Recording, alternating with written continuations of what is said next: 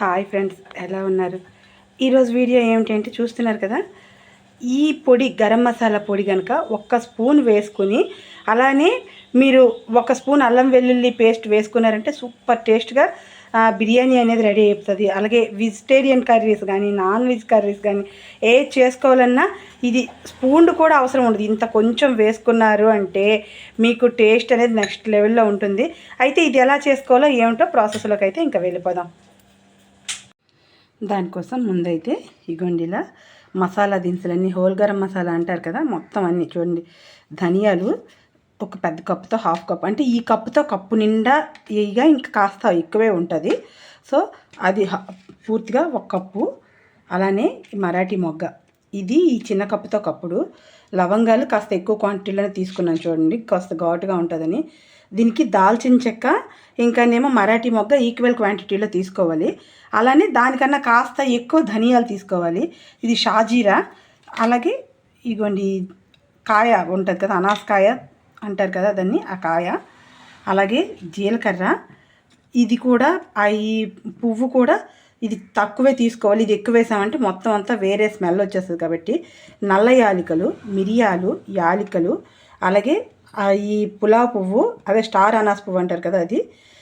ఇంకా ఆకు అయితే ఇంత. అయితే ఫస్ట్ మనం వేసుకోవాల్సింది ఇదిగోండి, ఫస్ట్ అయితే స్టవ్ ఆన్ చేసుకుని కడాయి అయితే ఒకటి పెట్టుకున్నాను. ఫస్ట్ దాల్చిన చెక్క అయితే వేసుకుందాం.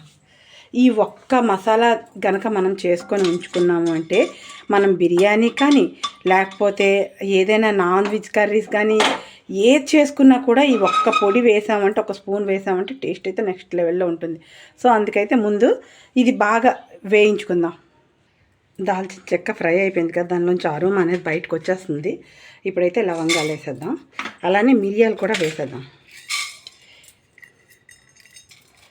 ఈ లో ఫ్లేమ్లోనే ఇలా ఫ్రై అవుతూ ఉండాలి. ఇవైతే అన్నీ ఒకదాని తర్వాత ఒకటి వేసుకొని ఫ్రై చేసుకోవడమే. అయితే దానిలోంచి అరోమా మనకు బయటికి రాగానే ఇది ఫ్రై అయింది అని మనకు తెలుస్తుంది అనమాట. ఇప్పుడు ఇంకా లవంగాలు కూడా ఫ్రై అయినా అరోమా అయితే మనకు బయటకు వచ్చేస్తుంది. ఈ స్టార్ అనాస్ పువ్వు ఇంకా మరాఠీ మొగ్గ రెండు వేసేసి మళ్ళీ కలుపుకుందాం. ఇప్పుడు ఇంకా ఇది ఫ్రై అయిపోయాయి కదా, ఇంకా యాలకులు, అలానే ధనియాలు, జీలకర్ర, షాజీరా అన్నీ మొత్తం వేసేయడమే. ఇంకా ఒక్క ఆకు తప్ప మిగతా అన్నీ వేసేయడమే. నల్ల యాలకులు, ఇది కూడా ఫ్లవర్ కూడా వేసేసాను. ఇంకా అన్నీ పూర్తిగా ఫ్రై అయిపోయినాయి కదా, ఫైనల్గా ఆకు వేసేసి, ఇది ఎక్కువగా ఫ్రై అవ్వాల్సిన అవసరం అయితే ఉండదు. ఈ వేడికే ఫ్రై అయిపోతుంది. కాస్త ఫ్రై అయింది అంటే సరిపోతుంది. ఇంకా స్టవ్ ఆఫ్ చేసేద్దాం. ఇది పూర్తిగా చల్లారినాక పొడి చేసుకుందాం. ఇంకా ఇది పూర్తిగా చల్లగా అయిపోయింది చూడండి. దానికి మొత్తం ఆకు మొత్తం నలిగిపోతుంది కదా, అంత బాగా ఫ్రై అయింది. సో ఇప్పుడైతే మనం మిక్సీ జార్ తెచ్చుకొని వేసుకొని మొత్తం మిక్సీ చేసేసుకుందాం. ఇది ఫైన్ పౌడర్లా చేసుకోవాలి, చేసుకుంటే మనకి టేస్ట్ అయితే సూపర్ వస్తుంది. ఇగోండి ఇలా మిక్సీ అయితే చేసి తెచ్చుకున్నాం కదా, చూడండి ఇలా ఫైన్ పౌడర్ లాగా రెడీ చేసుకొని పెట్టుకుంటే ఇది ఎయిర్ టైట్ కంటైనర్లోకి వేసుకొని ఉంచుకున్నాము అంటే మనకి 6 months వరకు ఏమీ కాకుండా ఆ అరోమా అనేది పోకుండా జాగ్రత్తగా ఉంటుందన్నమాట.